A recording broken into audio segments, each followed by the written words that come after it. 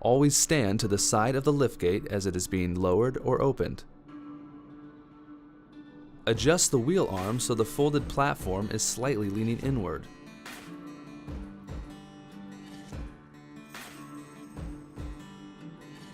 Adjust the wheel arm to prevent the platform from completely unfolding when it is lowered. Consider that when the truck is in use, it could be parked on a hill, allowing the platform to unfold by itself if the wheel arm is not properly adjusted.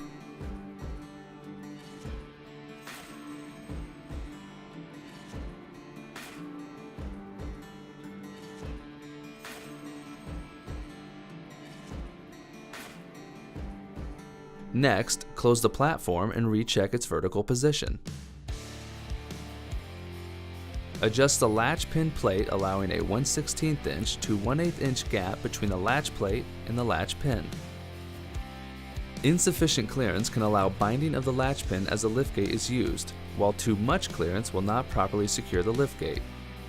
If the latch pin will not easily open, press the up control button to release any tension on the latch pin.